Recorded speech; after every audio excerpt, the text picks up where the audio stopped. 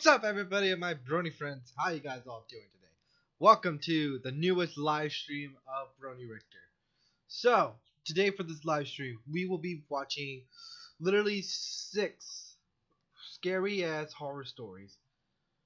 I have them all in the folder drive because now YouTube has this new thing for instead of like adding them to your own folder, you could just click.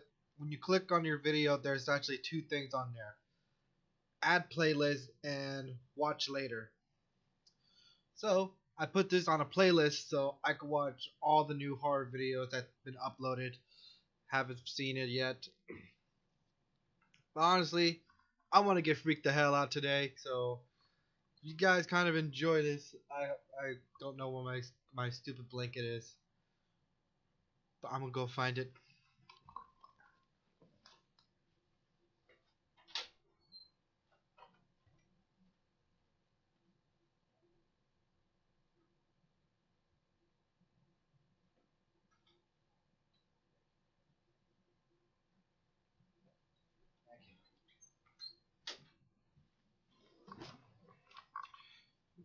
Yeah, I can't find it. So honestly, I hope you guys all enjoy this.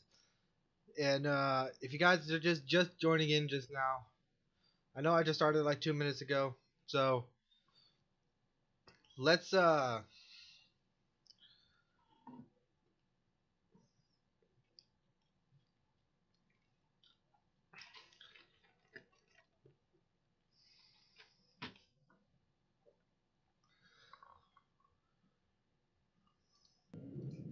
I just want to start this.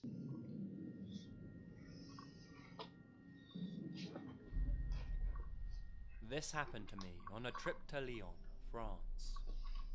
I was travelling solo from the States and had booked a stay with this old couple in their house.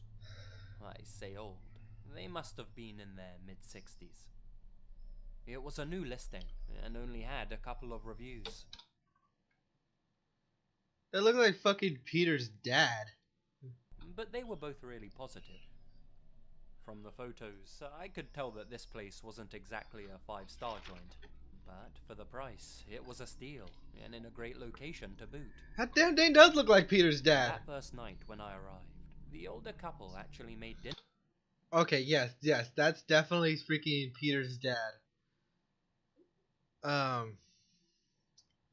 Francis, that's that fucker's name. The old man, Peter's old dad.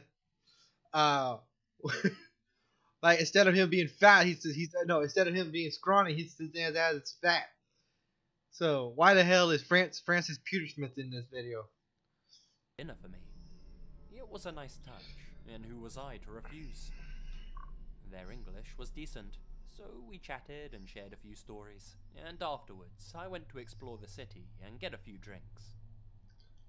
I must have returned around 10 p.m, and my hosts were nowhere to be seen. In bed asleep, I figured. The pair had told me at dinner to help myself to a little wine, which is precisely what I did when I got in.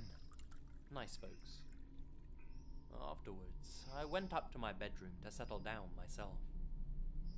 Now, I usually have trouble sleeping, but that night I fell asleep with surprising ease. All the traveling that day had worn me out, and that little bit of wine probably helped too. The wine must be poison. It must be poison. I bet you guys, the wine must be poison or make you see some crazy shit.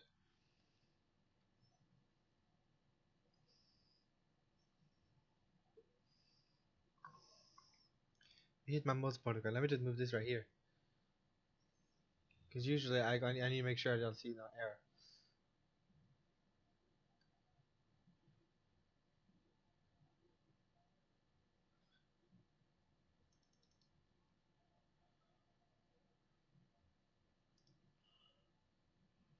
That.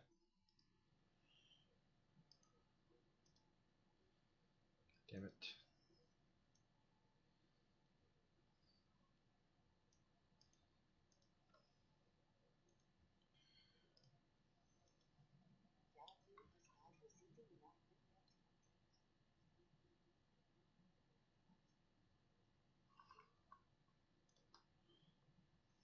Okay.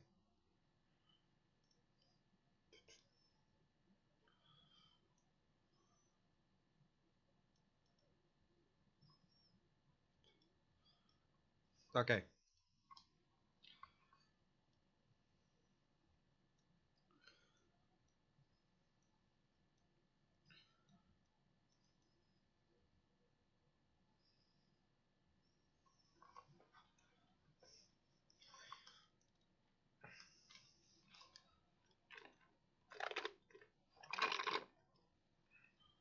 Seconds in my head.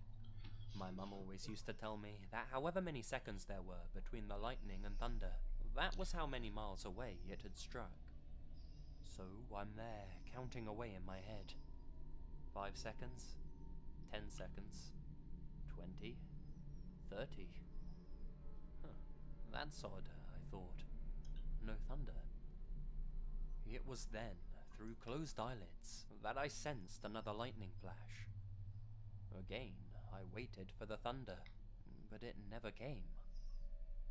I sat up in bed and opened my eyes, just to see if my sleep-hazed mind was playing tricks on me. It hadn't been. Inside my bedroom were my two hosts. Initially, I didn't realize just how bizarre this situation was. I was still in that confused, just out of sleep state. Even still, I knew there was something off about They're their taking expressions. pictures. As my Pictures! eyes adjusted, I could tell what was wrong. They were both wearing masks. Oh, wait, what? Latex masks of old human faces with exaggerated features. The flashes had been from the camera the woman was holding. They'd been taking pictures of me whilst I slept. The husband was nearer to the bed than the wife though, and he was in mid-step, moving closer. She was further back by the door. It was as if he wanted to be in the pictures. With me now awake, they both froze like a pair of mannequins. What do you want? At the time, I couldn't think of anything else to say. The adrenaline hadn't kicked in yet. I was more confused than freaked out. You're dreaming, said the male, his voice muffled behind the latex mask.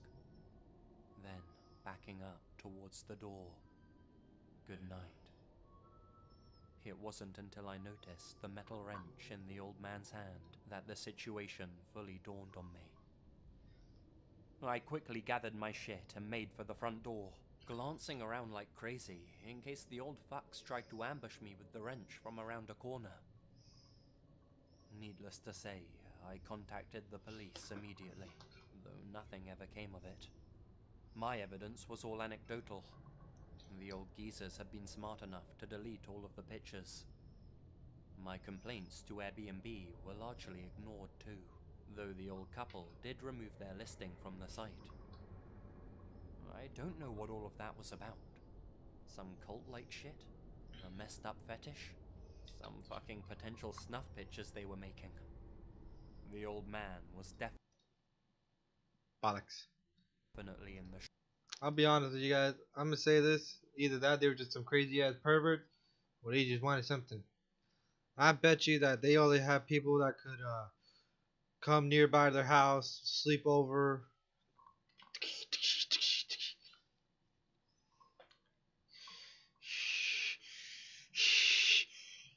I got pictures and photos. Well, I can't say they're like pedophiles because basically it's an adult male and they're like probably in their 80s. shots, and it was clear that he was trying to step towards me quietly, wrench in hand. Whatever the case, I'll never complain about being a light sleeper again. I still check Airbnb regularly, just to make sure they don't use it to lure anyone else in.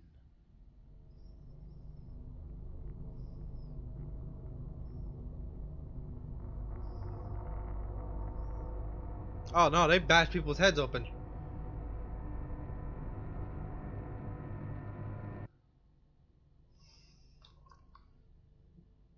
Never mind, not different. They bash people's heads damn open.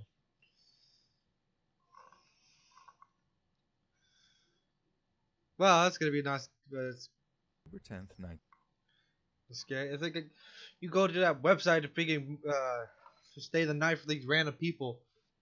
And to read the shit. What am I trying to say? Okay, I remember. Um, Usually when you're like trying to stay at some places, you like go to the hotel or you want to go to this place. You don't go to some website, some random house or some people, and they're like, "Oh, hell, welcome to my house. Don't worry, we will be no psychopaths, things like this. We'll do all this shit. We just like you to have some nice glass of wine or a nice glass of soda or a nice glass of hell." Usually, who does that? Who goes on them app that does that shit? October 10th, 1999 was just another ordinary Sunday around our house. After the four of us returned from morning services, I helped Erin, my beautiful wife, finish preparing the last few sides for lunch. Just before noon, the children were called to the table, and as usual, a great meal was had. When we were all satisfied, the kids ran off to do their thing, and I assisted Erin in cleaning the table. Once I had completed my husbandly duties, I slipped away to the living room to nap for the few hours. Around 3:45, I was awakened by a phone call from my grandmother, Annie, my dad's mother and the only remaining grandparent or parent on either side of my family. She had raised myself and my sister after our parents had passed, and we were all very close. She asked if I knew any young men that needed work as a repair maintenance man. Her last guy had gotten too old to do the work, and she needed someone new to help around the house every once in a while. I helped her out as much as I could, but between my long hours at work and driving the girls back and forth to their various school-related commitments, I couldn't be relied on to do as much as she sometimes needed. Although I had no one in mind at that very moment, I told her that I'd put the word out and get back to her the next day. My first stop was to Erin. She had nothing for me. A few calls were made to various friends, but they couldn't think of anyone. However, they promised to get back with if the situation was to change. It was a waiting game now, so I plopped myself back down in the chair and dozed off again. A knock came at the door just as I began to drift off. The interruption annoyed me, and for a second I considered not answering it. I decided to go ahead, if just to I was saying, why do they dress like homeless people? stop them from banging on the door. When I opened it, I was met by a smiling young man holding business cards. He asked if I needed him to mow the yard. I declined his offer, but just then, Grandmother Annie's request popped into my mind. He was about to walk away until I caught him and asked him if he could do basic repairs, things like fixing broken garbage disposals. When I asked this, his eyes lit up and he said yes. In fact, he had been a Mr. Fix-It in his last job, but unfortunately there was not enough work, so he was...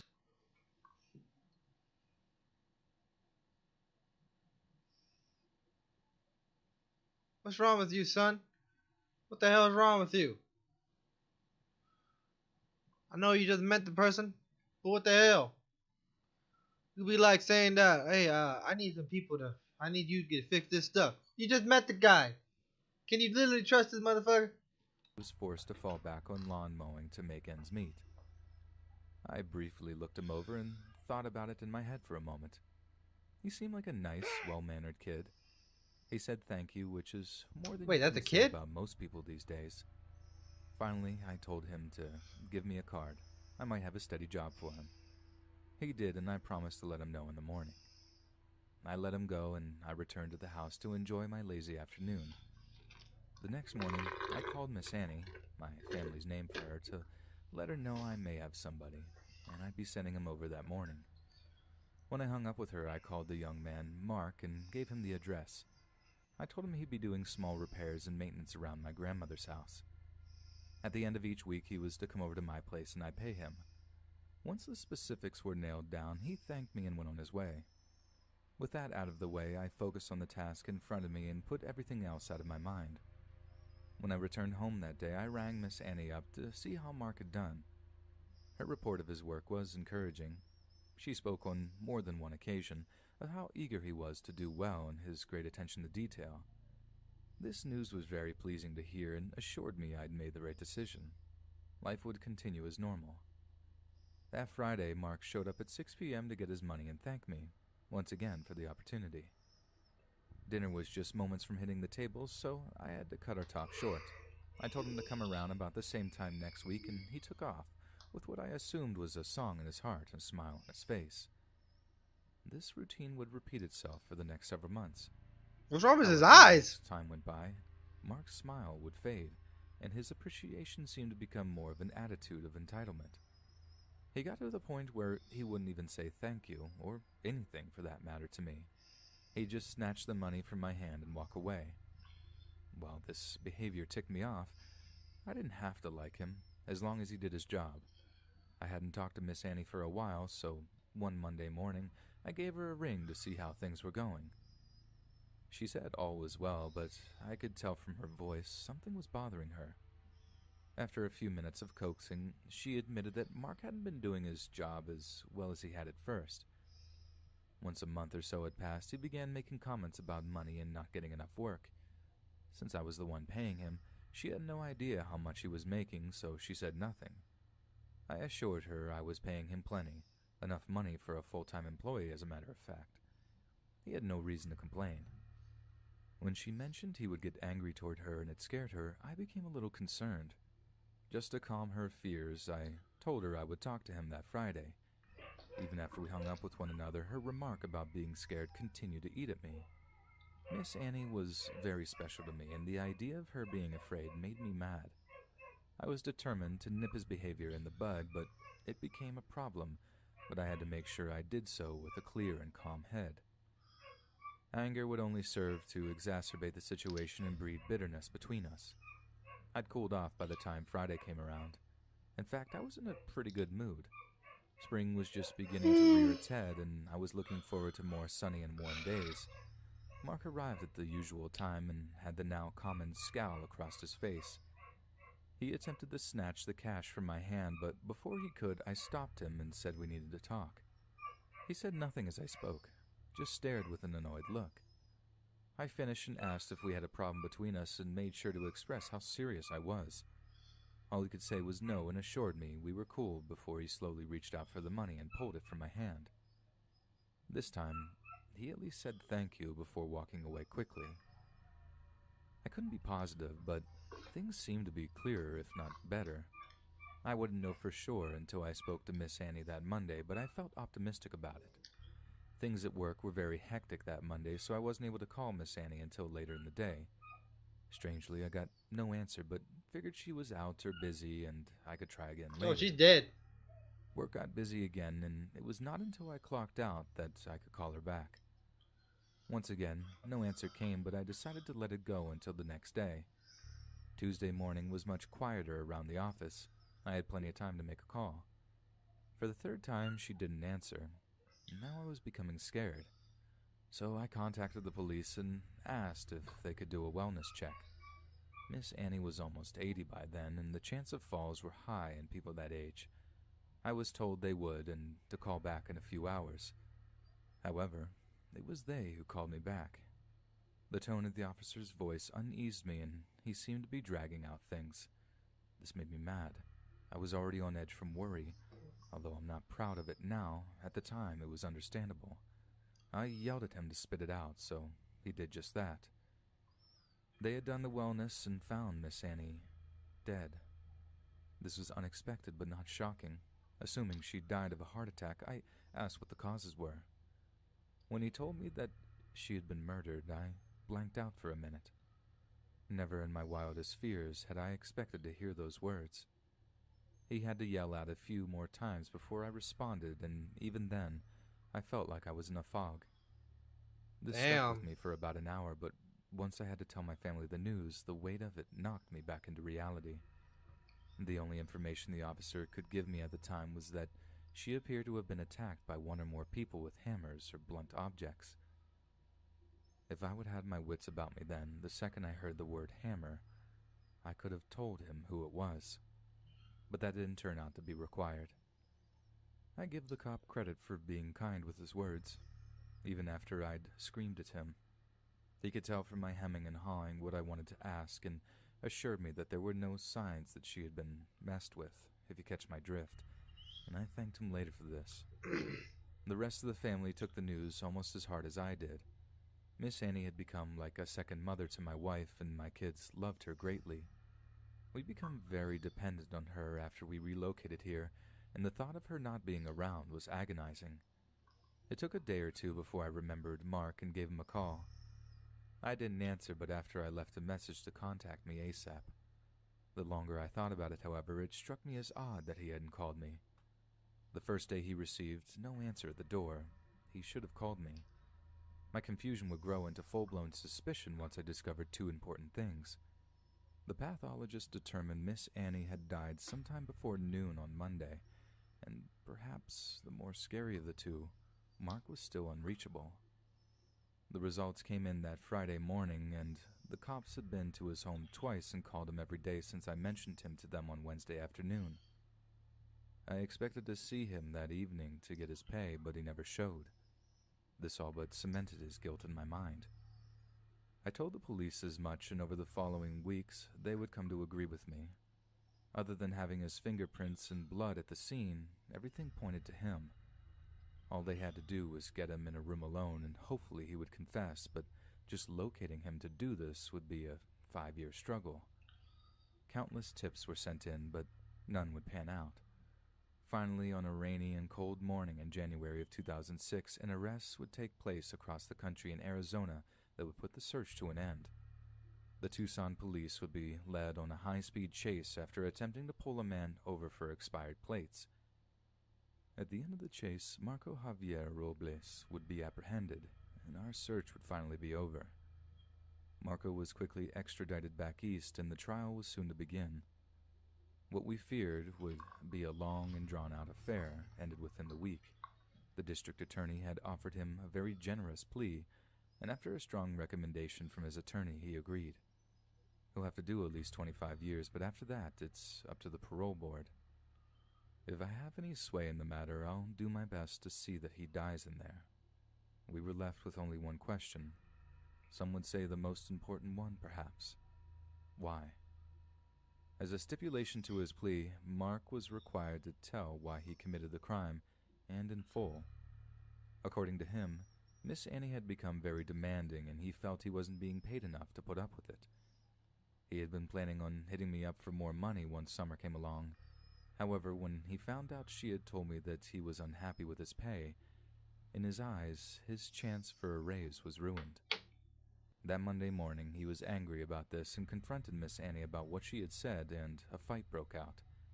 He claimed she grabbed a poker from the fire set and hit him. In self-defense, he struck her with his hammer, but only did so once. His intent was never to end her life, only to make her stop. Unfortunately, it did just that and more, and my family will never be the same because of it. A less rational man than myself would probably put some, if not all, the blame onto myself for hiring the guy. I, however, am not that man. No one else but Mark is responsible for Miss Annie's death. Any other conclusion would be foolish and a desecration to her memory. If there is anything I would say I feel guilty about, it would be that my children weren't able to spend as much time with her as I did growing up. A better example of selfless love and kindness never existed, and I savor every memory I have of her. I hope I can live up to her example and teach my children to be half the human being she was. Damn, that was a long ass video. It felt like a long ass video I did. Huh.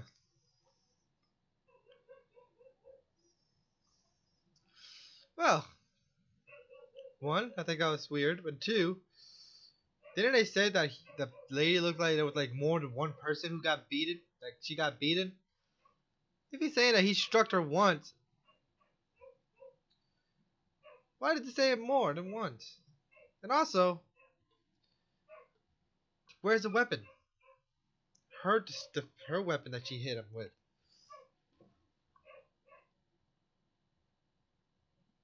Nowhere.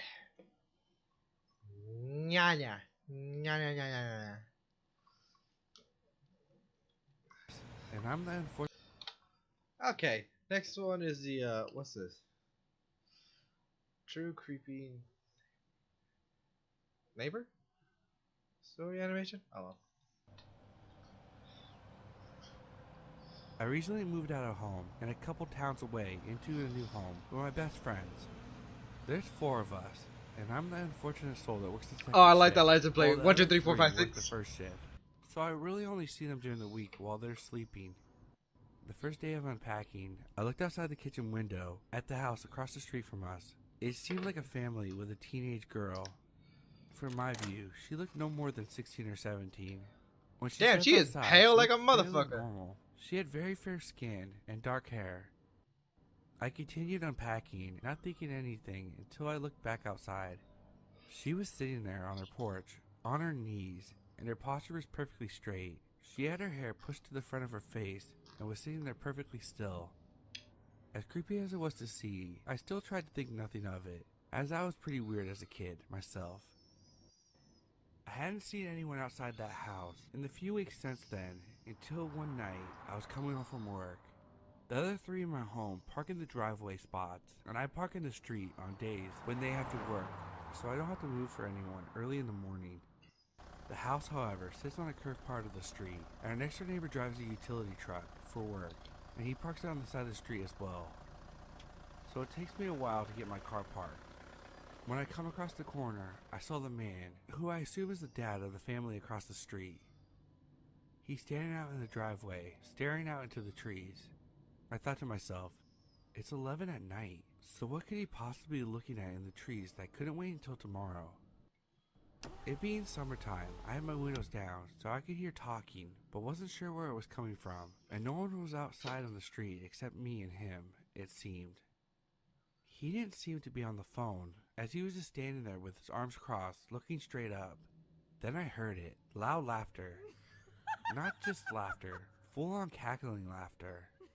It started out of nowhere. It didn't slowly start. It started very suddenly and loudly. Then I realized she was in the tree. The girl from before was in their tree at 11 o'clock at night, full-on belly laughing on God knows what. I watched the dad walk back to the house, open the door and look in, still not talking to anyone. But over his shoulder it looked like the walls were stripped down to their studs. She stopped when he walked away, but as I closed my windows and locked my doors in my car, he walked back to the tree, and she started right back up like she had never stopped. I walked straight up my driveway and into my house and didn't look back. Is this supposed to be some damn Joe on the Grudge shit? Every night when I pull up now, I'm unsure what else I will see. But all I can say to the neighbors across the street is, let's not officially meet.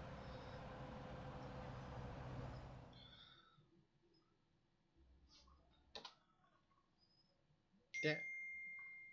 Damn, that was short.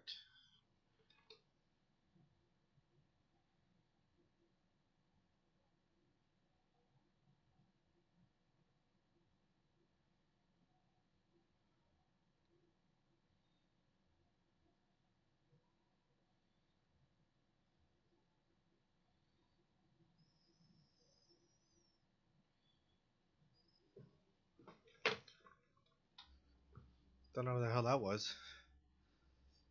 What is this one called? Don't stop for gas at night.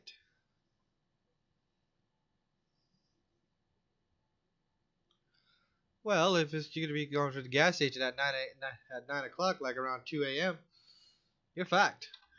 Back in the summer of 2016, I got my Besides, there is no gas station that's open till 24 hours. If there was, oh, they're gonna be gone. Go bye bye. first job at 18 years old. I was excited about the work, but not about the commute. Without traffic, it was a 30-minute drive both ways, and I normally got off work around midnight, and the last thing I wanted to do was drive a half hour to get home. During the first few weeks, I was still getting used to my new routine, and one of the first things my mother told me was to keep an eye on my gas tank, and if I ever needed more, I should leave early and stop on the way. Yeah, I'm gonna do like a little bit of quick pause right now. Okay, I'll be right back real quick. Just heads up.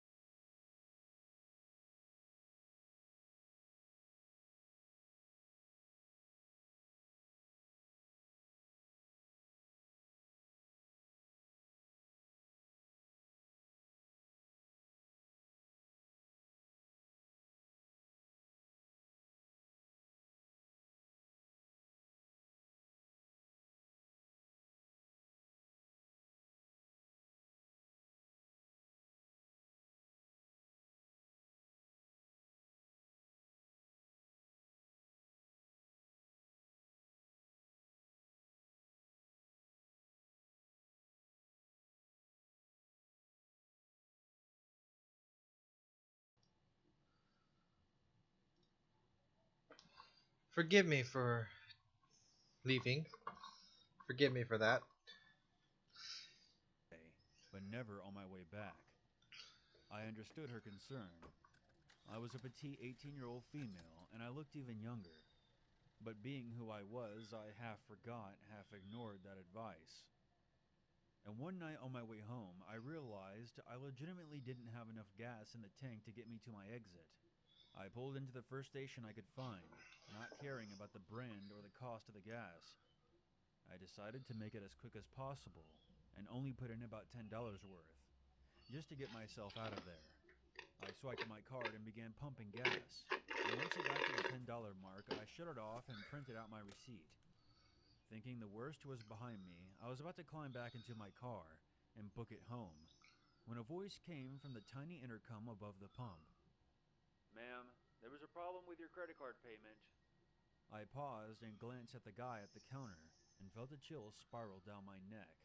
He was one of those tall, gaunt, sketchy-looking clerks, and was staring right out the window at me, beckoning me to come inside. I stepped back towards the gas pump and pressed the button on the intercom. "What's wrong with my card? I have a receipt. It went through just fine." I didn't try to hide the annoyance in my voice. I didn't like the look of this guy, or the way he sounded. "I just need you to come inside, ma'am. Your receipt is incorrect. I'm going to need to run your card in here," he replied, a bit too quickly. I looked back at the guy through the window in frustration. There was no way I was going in there, where I would be alone with him. He was staring at me wide-eyed, like some kind of creep. I stood my ground, pulled out my phone, and checked my credit card app. I held it up stupidly as if he could see it from there, and I pressed the intercom button again. "It went through. I see it on my statement. I'm not coming in." "Ma'am, if you attempt to leave, I'll call the police. I have your tag number. Please come inside." I then shouted at him from across the parking lot instead of pressing the intercom. "Over $10 of gas, you're gonna call the cops? Fuck you. I'm leaving." I walked a few steps around my car and gave him the finger. I was just about... Damn! What a savage! She looked like, you know what? I don't want to hear no bullshit. Saying like, oh, I have all my evidence. Like, look, you got my phone right here. Check my look, there you go. You see that? My credit card shit went through. So you kiss my ass. Call the police. about to walk back around my car and climb into the driver's seat when I paused. He was mouthing something to me through the window.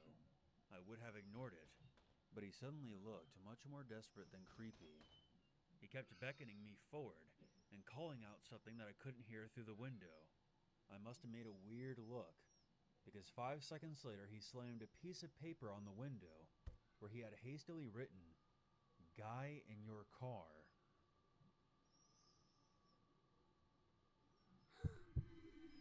Whoa! Holy shit! I booked it inside the station, and once I was there, the clerk locked the door and told me to get down. He had his eyes on my car and had a gun in his hand. I squatted down behind the counter and watched the security cameras as a tall guy in sweatpants and a windbreaker nudged my back door open, slid out quickly, and jogged away into the night. I started freaking out. Turns out the clerk had noticed the guy hanging around the side of the building on the monitors. And as soon as I pulled in, he made a beeline for my car. He crouched down and opened the door, and slid himself inside as I was swiping my card, being careful not to close the door all the way behind him, so that I wouldn't hear anything. The clerk had noticed all of this on the camera, and immediately called the cops, who arrived a few minutes later. They searched the area and my car, but were not able to locate the guy, or anything that would lead back to him. The gas station clerk probably saved my life, because who knows what would have happened if I had driven off with that stranger in the back seat. I think the lesson here is obvious. It's not enough to be cautious. You have to stay alert as well. Be suspicious but not stupid. And always listen to your mom. Oh no! Oh, thank God. Usually in Wait, never mind.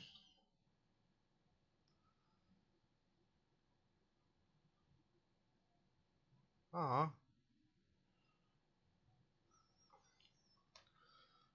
Never mind. I thought that they were gonna show us that it was gonna show a little animation, just like I know they said that they didn't find it, but I thought it was gonna be like a bright car like following her ass. Okay, so But I this guess I happened won't. about a year ago. I'm in a long-distance relationship and I often fly to visit. I didn't have a ride arranged to come and pick me up, so I usually just use Lyft or Uber to get to and from the airport. Usually I use Uber and Lyft. This particular ride started off fine. It was a guy from Haiti and he had a very thick accent that was often hard to understand. The beginning of the ride was just him making small talk like most drivers do. Where are you flying from? Are you in college? Do you have family here? And so on. We get on the freeway and there's a lot of traffic. I had a layover flight and of course all of the outlets were in use, so I couldn't charge my phone. I'm really hoping that this traffic lightens up soon because I really need to keep in contact with the people I'm going to be staying with. Of course, with my luck, the app crashes and then says, "You have arrived," while we're literally in the middle of the freeway near no houses at all. I get kind of annoyed and the driver says that he'll pull over at this Walmart that's nearby so we can try and figure out what's wrong. Apparently he had a very old phone and it wasn't giving proper directions, so I said that we could use mine but that I needed to charge it. He asked me to sit up front so that it was easier, and I thought, Don't. Whatever you do, do not ever get in front of a damn car who don't know who the hell it is. Let me just tell you guys this shit, okay? You don't need no one who can to take you anywhere. You understand me? You have to you gotta need in. If someone need to tell you to tell this shit, you better just I need to charge my phone. Let me check my phone. Let me check this. Excuse me, you gotta turn left right here. No, you gotta turn right. Then left, then turn straight. Oh, but don't worry, I got like an old phone. You shut the hell up. You follow my direction. If you try to be like some kind of pervert, I will smack the shit out of you. thought nothing of it, so I decided to go up front. He tells me that he'll take me the rest of the way for free. See, look at that face. How the hell are you gonna trust this motherfucker? Without using the Lyft app. I put the address in my phone and we're back on our way. As we're pulling out of the Walmart parking lot, he then decides to ask me how old I am. I Red flag, motherfucker! Red flag! told him that I'd just turned 18, and that's when things got kinda weird. He seemed to lighten up at how young I was, which was a bit odd, but whatever. He then asked me a series of questions like, "Why don't you live here? You should move here. You should go to college here, so why don't you? I'm a doctor and Lyft is just a side job for me. So Another goddamn flag. That's another flag right fucking there. I have a lot of money." this man was at least in his mid-40s. I told him that I had no money to just randomly move states and start college, seeing as I had just become a legal adult. He then told me, "I can take care of you. I'll buy you a little apartment and a nice car, and I can take you out and pay for your college." I thought that he was joking, so I kinda just awkwardly laughed and then said, "That's okay, you don't need to do that." But he just kept insisting on it, and I was starting to get really creeped out. I really didn't want to jump to conclusions. I thought that maybe he's just not sure how to hold proper conversations since he's foreign or something. About 20 minutes later, we're about 5 minutes away from my destination. My phone kept doing that annoying thing where it's charging then not charging that phones do whenever the charger wires are loose. I had this phone for a really long time, so it did this sometimes. And apparently it hadn't really been charging much at all, and then it died. Since we were so close to the destination though, I told him that I knew the rest of the way.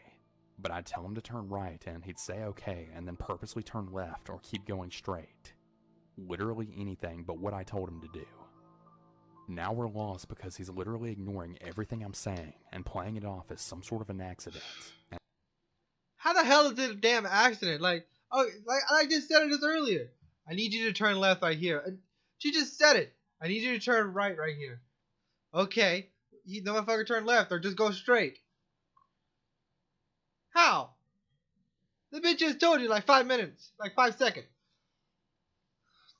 And I'm not super familiar with the entire area. I really only knew a small portion of the streets. He tells me that he lives nearby, and I start getting really scared because I think he's gonna kidnap me or something. I then let out a single tear. I tell myself to keep it together because usually in the movies, whenever they see fear, they usually get mad or something. So I try really hard to try and make it seem like I'm not totally losing my crap. He finally turns back around, and when we're almost there again, he then starts purposely going the wrong way yet again. At this point, I got my phone to about 5%. He reaches over while at a red light, grabs my phone, and then he rates himself 5 stars on Lyft and also friends me on Facebook. He also... What? What? Back up real quick. purposely going the wrong way yet again. At this point, I got my phone to about 5%. He reaches over while at a red light, grabs my phone, and then he rates himself 5 stars on Lyft and He grabs your phone, gives also himself friends 5 me on stars, Facebook. and Facebook?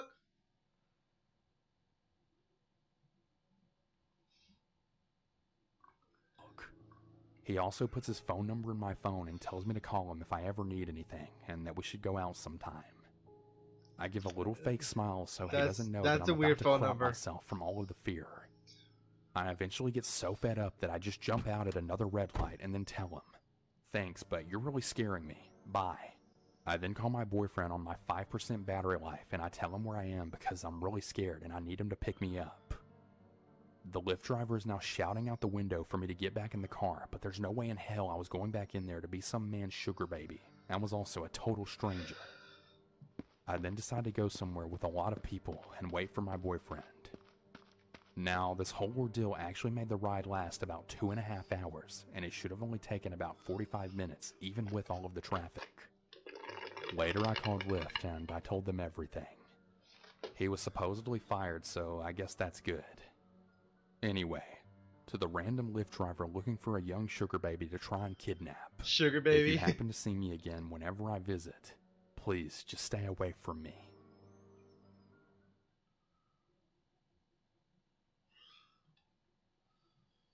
I believe this one's the last video, I believe. Yes, this one is the last scary story videos. Either that, I could find more.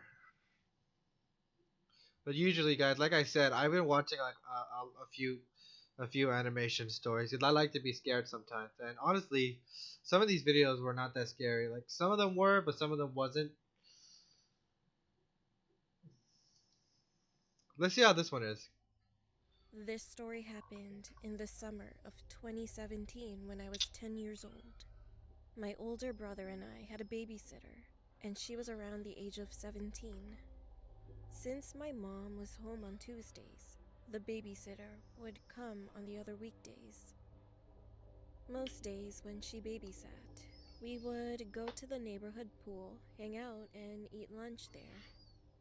Then we went back home and my mom would arrive a bit later at around 5:30 in the evening.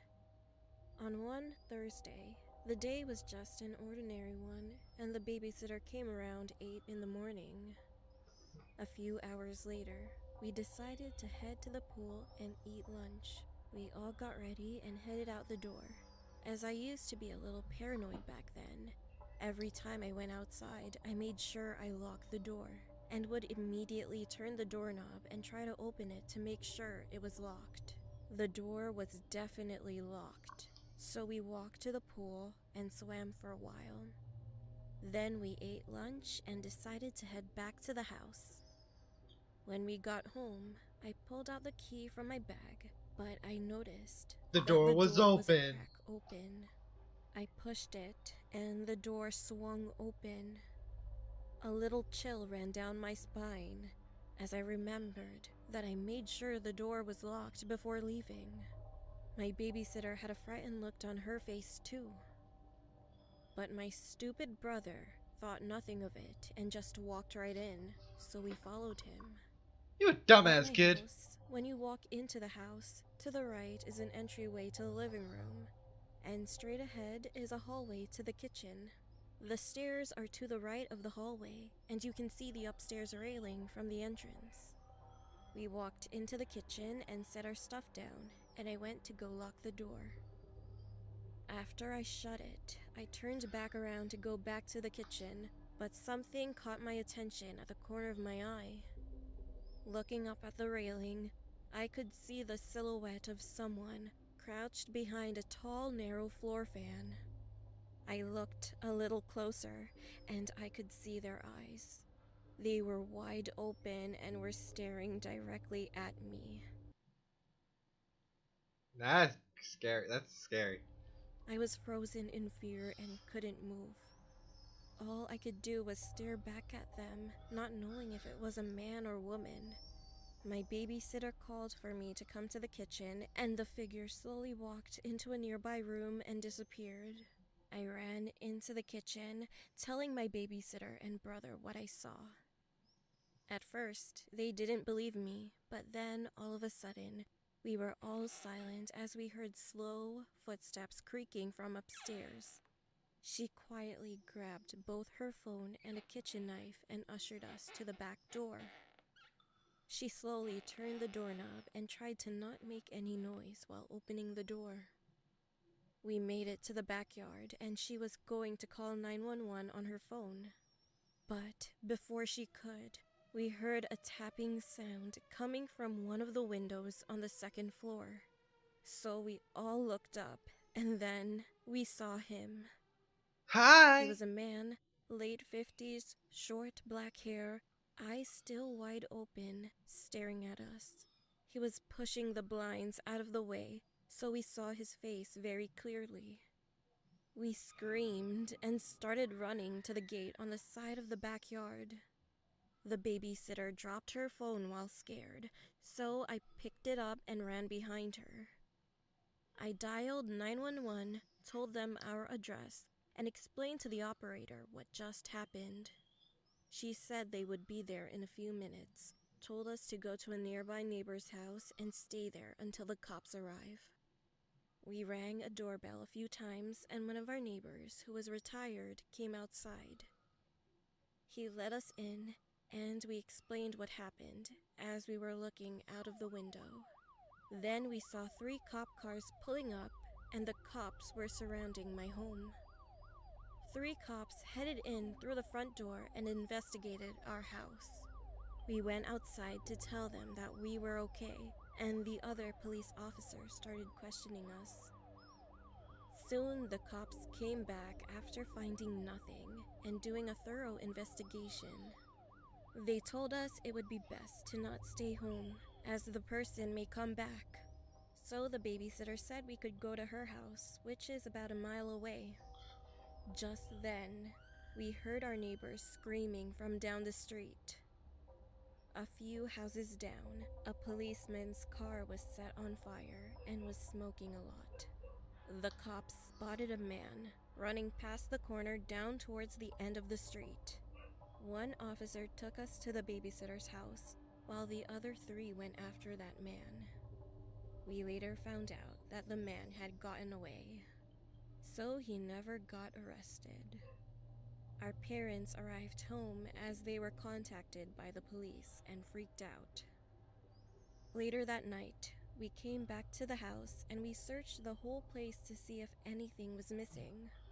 A cash box that was stored in my parents' bedroom was missing, but we didn't report it since the man was never found. I have no idea who that was or how he opened our front door. I still wonder to this day what would have happened if I never noticed the man. He could have done something to us while we were sleeping. I still feel uneasy sometimes when I'm home alone.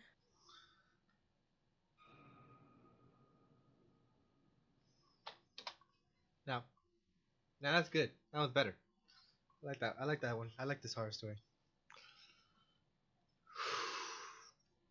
Now that actually did give me a bit of a question though too. How did the guy get in there in the damn key? Cause one, he He's like saying, "Oh, I got this." Hip hop. No.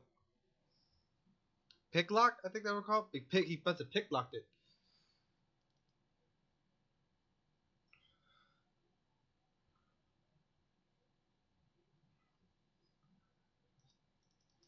And excuse me, guys. I want to make this video a bit more longer, so I'm gonna find like 2 more stories, and I think I know which one to do. I want to do Mr. Nightmare because Mr. Nightmare is cool. And it's been a while since I watched some of his videos. Let's do this one and this one.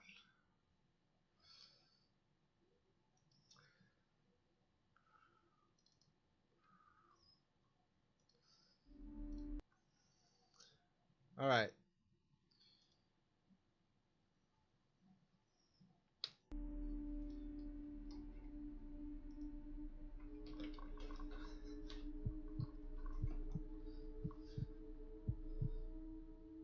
Ages ago, when I was a boy, one of my favorite things to do would be to have sleepovers with my friends, especially my friend Joe. Joe had the coolest house layout. It was big and it had this huge basement with a pool table, air hockey table, and the entire basement looped around in a big circle. And we'd often ride his scooters around the loop in the basement while on our sugar rushes after hours of playing video games and eating junk food.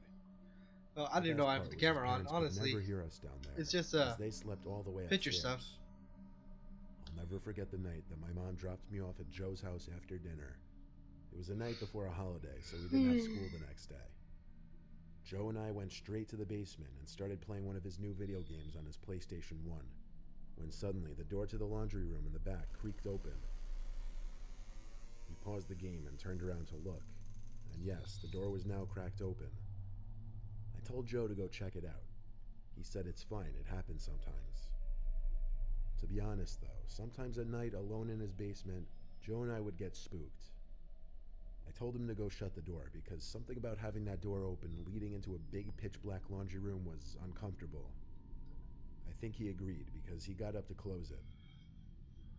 After a while of playing video games, I started riding Joe's bike around the loop of the basement, which honestly was a lot more fun than it sounds. But then something else happened. There was a noise, almost like the sound of a laundry machine door being banged or closed. It came from the laundry room again, obviously. This time Joe and I ran up the stairs freaked out, and Joe called his dad to come check the laundry room. His dad opened the door to the laundry room, had a quick 5-second look, and calmly said there's no one in there. So he went back upstairs to bed, and Joe and I continued to hang out for another hour or two. Then it came time to go to sleep. There were 2 couches down there, one in front of the TV, and then another towards the back of the basement. I don't know why he does that. Like, I slept on the couch towards the back of the basement. night vision thing on there. I woke up and it was still pitch black in the basement. I think that's No unnecessary. light shining through the small basement windows. It was still the middle of the night. I rubbed my eyes and sat up after getting this weird feeling of being watched. Joe? I said, just checking if he was awake. After saying his name, I heard and saw something moving in the darkness to the laundry room. And then the door creaked shut. I jumped off the couch to wake up Joe, but when I got to his couch, he wasn't there. That's when I became wise to what was going on. Joe was trying to scare me. I tiptoed to the door of the laundry room. I figured I would reverse it on him and scare him instead. I put my hand on the doorknob, and after a little mental buildup, I yanked the door open and went inside screaming. I turned on the light to the room, but Joe wasn't in there. Where could he be hiding? In that moment, I was beyond confused. I knew he had to be in the room. Then I noticed something through the glass of the dryer machine. I walked over to it and knelt down. Someone was in the dryer machine, crunched up and like a ball. You know how dryer machine doors usually have a sort of tinted glass that's hard to see through? Well, while I knew there was a person in there, it took me a few seconds to catch on that the person that was in the dryer machine looking back at me was not Joe. It was some grown man. I started screaming and ran all the way upstairs to Joe's That was a parents' grown room. man. It fits in Everyone in that the house damn came thing. out from their bedrooms in response, including Joe. Joe apparently was having a hard time falling asleep on the couch, so he went upstairs to his bedroom. I yelled there was someone hiding in the dryer machine. As Joe's dad started his way storming to the basement, somebody ran through the living room and out the front door. Joe's mom let out a scream as his dad ran outside in his slippers to try to catch the man. Of course, being that he was only in slippers, he didn't have a chance. When he came back, Joe's mom had already called the cops. When the cops came, they asked me if there was anything specific that I could make out about the man. All I could say was that he was wearing dark clothes. Joe and I slept in his room. I slept on the floor with a blanket, and we kept the door locked. We took a break from the sleepovers for a while after that. Number 2. This happened quite some time ago. In fact, it happened back in July 2013. It was my 13th birthday party, and my friends and I had been to Manchester for the day, before heading back to my house for a sleepover.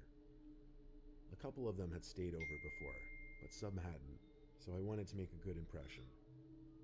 We all decided to sleep downstairs that night, as there wasn't enough room in my bedroom.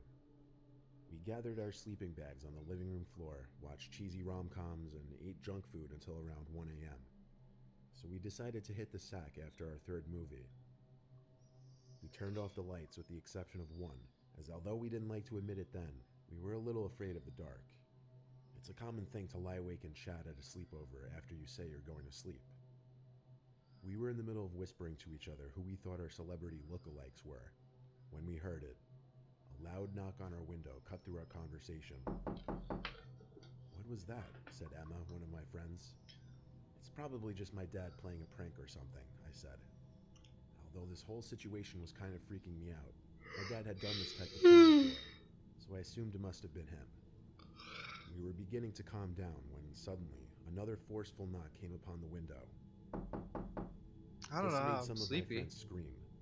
I assured everyone that, like I said, it was probably just my dad being goofy. So I went over to the window to catch him red-handed.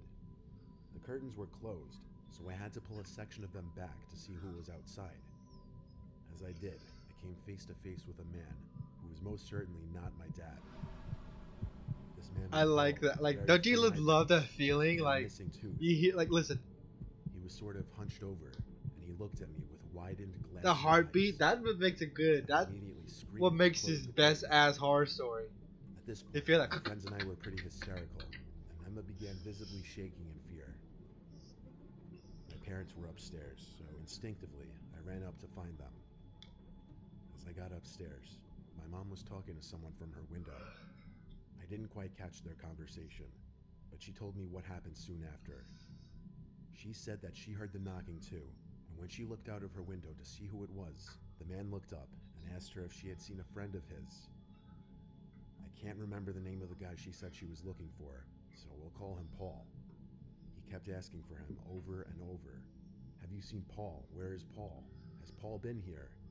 Of course, my mom said she didn't know anyone named Paul. Eventually, she had to ask him to leave us alone, as he just kept wandering around our driveway. As the man finally left, I went back downstairs to calm my friends down. In retrospect, I feel bad for leaving them alone down there when some weird stranger was on our property. We all settled back down after that.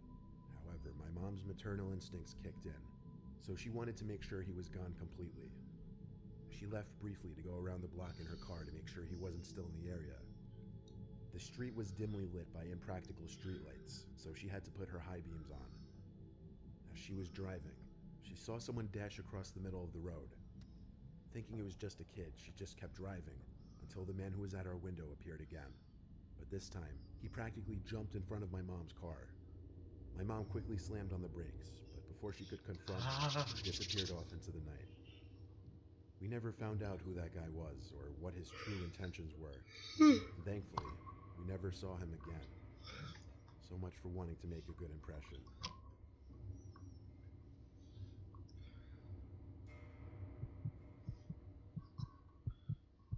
yeah. My friend Jake slept over at my house one night when we were 12, and because of that, he may have possibly saved my life. It was a snowy weekend night. We watched a couple Christmas movies in my living room. My mom would bring us snacks and hot cocoa. She was always really nice to my friends when I had them over. My mom had to go to sleep kind of early because she worked. She and my dad had just recently divorced.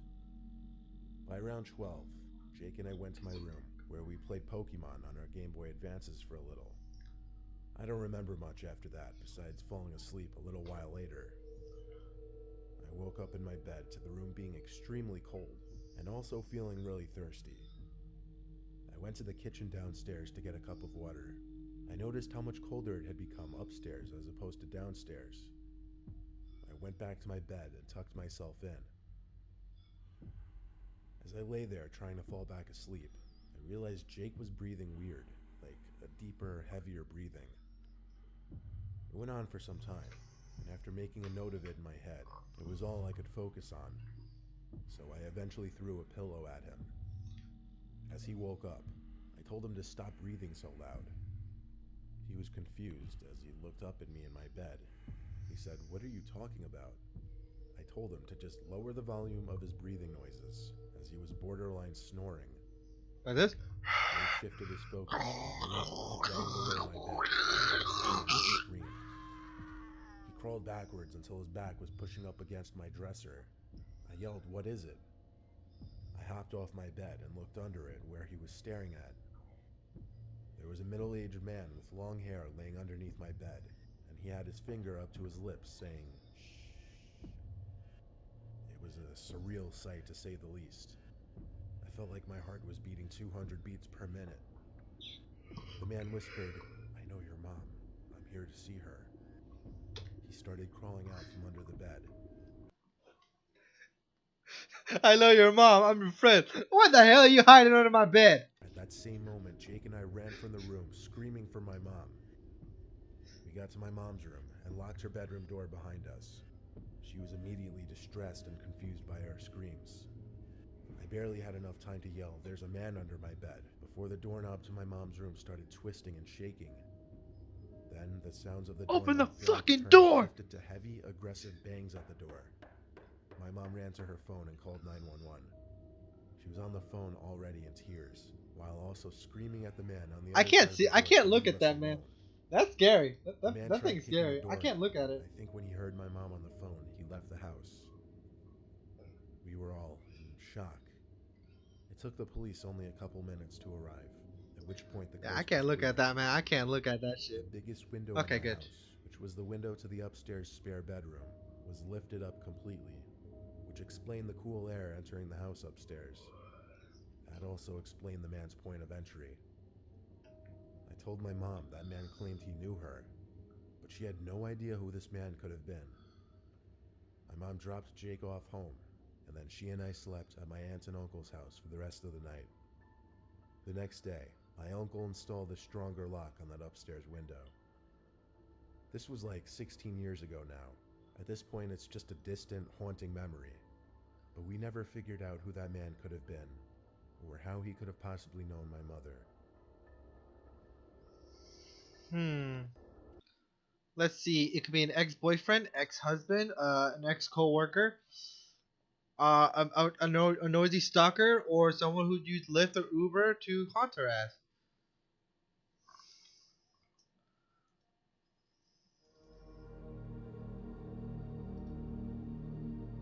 That's not what I wanted. I wanted this one. Attention. Lockdown. Lockdown. Lock the doors. Stay away from the windows. I remember I had a lockdown at my old school.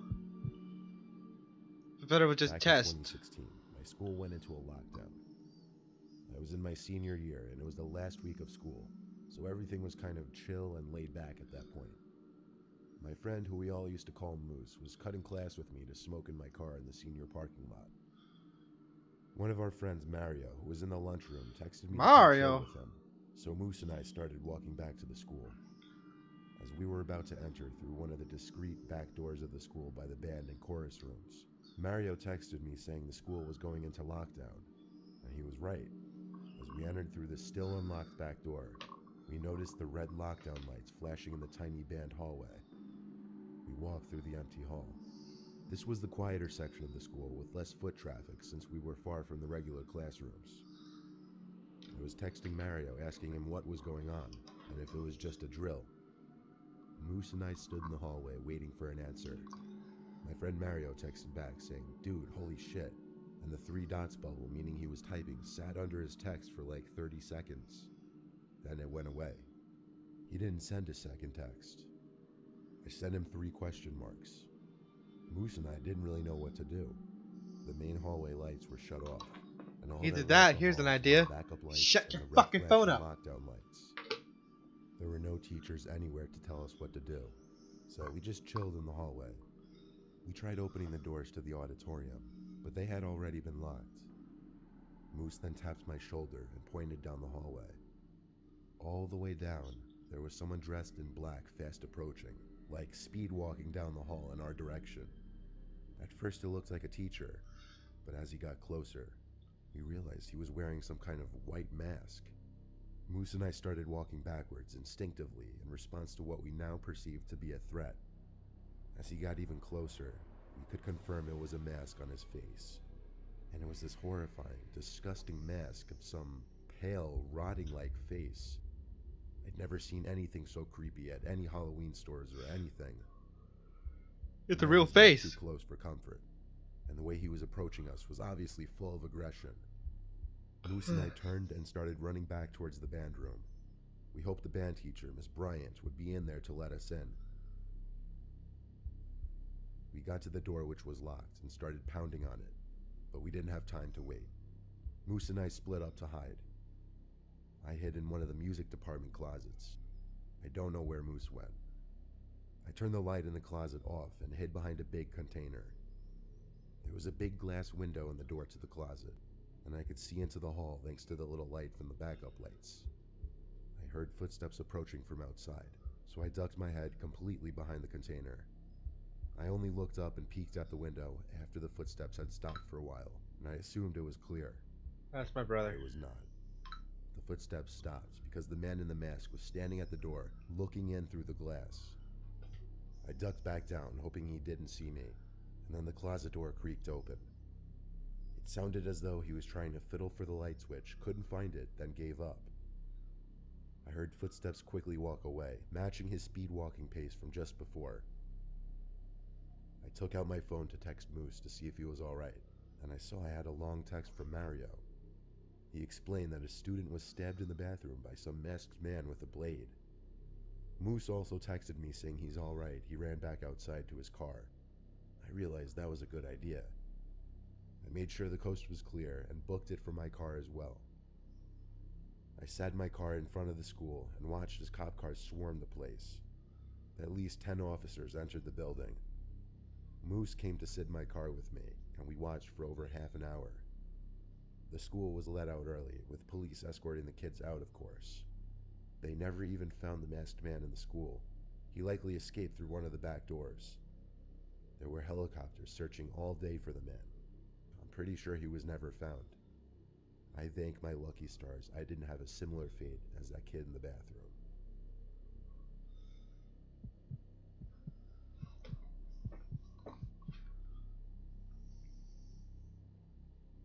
I went to a very poor high school in a bad neighborhood.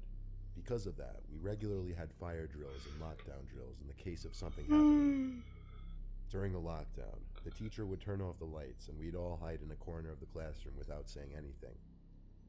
It was a cold day in the third quarter of the school year. The windows were all shut, obviously, but still, my teacher had to stop mid-sentence because we could all hear some kind of shouting outside. Definitely some kind of commotion. Nah, I heard Teacher some went to the screaming in that window, damn thing. looked I heard some outside, screaming. Then opened one of the windows. The yelling seemed to stop by the time he did. At the same time, the dean started speaking over the loudspeaker and said we were going into a lockdown. Attention, Teacher all rushed to students. shut the We door are and going to turn off the lockdown. lights. Please We all lock did your our doors. thing, went to the corner of the room. This is not a drill. Time seemed to move slow as we were all huddled in that corner. Screams started coming from the hallway. Not the screams of students, but deranged, angry screams from a grown man. Familiar to the screaming we briefly heard from outside. Someone dangerous was in the building, clearly. The school I went to didn't have security guards, it was too poor. So literally, in a case like this, we'd have to wait for police to arrive. The screams were then accompanied by bangs on a nearby door, another classroom. We could hear the screams of the kids in the room next to us. The banging stopped. The screaming grew closer until it was right outside our door, and then bangs on our classroom door. A couple kids screamed and started to cry. The sick man on the other side of the door banged and banged. He started hitting the glass with his elbow, I think, as he screamed insane things that made no sense to us. Some of it being, "I'm sick of it, and just stop already." The sickening sound of the small, thin glass window of the door shattering made the reality of the situation sink in even worse. Of course, kids on either side of me were screaming and crying now. Me, I was just sitting there in total shock. The man on the other side of the door stuck his arm into the room through the thin window opening and tried unlocking the door. My teacher took that opportunity to grab a pair of scissors and literally stabbed the man's arm. The man cried out in pain, banged on the door a few more times, even harder now, and started running down the halls, still crying in what was probably a mix of pain and anger. The lockdown was ended a few minutes after police arrived. There had to be at least 6 cop cars outside. And yes, the crazy sicko man was arrested and probably brought to a mental hospital. The man apparently wasn't armed, but he clearly came into the school with intentions of hurting people. Kids, mind you.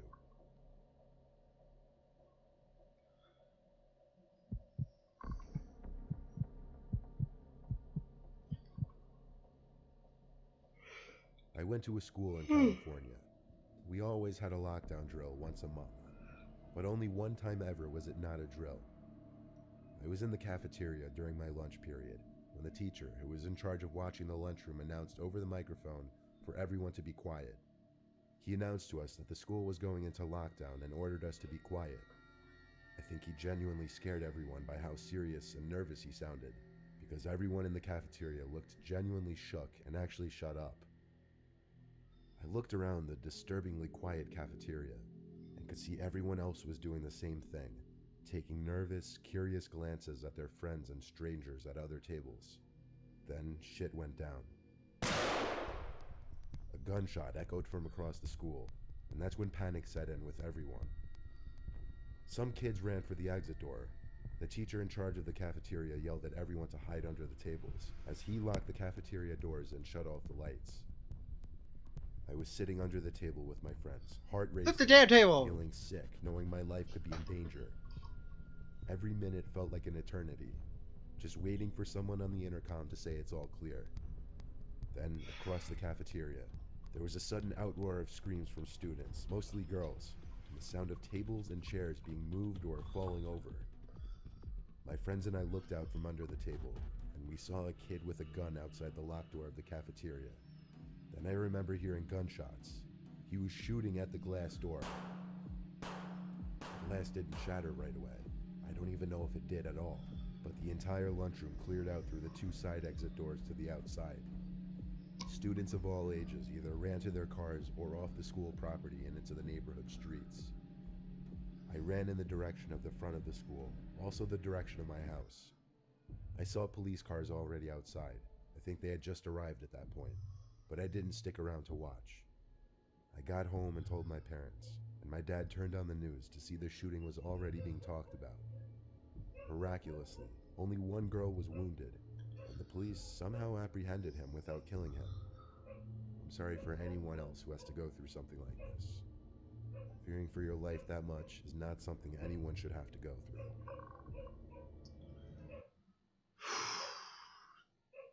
I'll be honest, I really don't like school shooting at all. I don't. It make me heartbroken to see all those people getting shot, killed, and everything. Make me feel bad. Because honestly, all those kids who been to school, study hard, they won't be having no bright future anymore.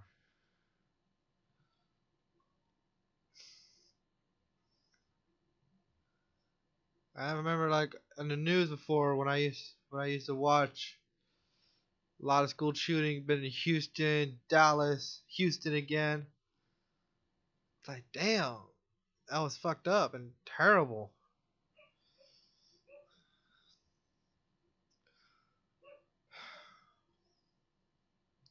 In movies, people have a psychiatrist and everything in the school and high school and shit. And if it's a student or anything else, they need to talk to people, man. That's just sad and terrible. Anyways, you guys, I hope you guys enjoyed this live stream. And if you guys want me to do more of these scary story videos, I'll do a scary story videos again. And if you guys recommend me watching something, maybe in the next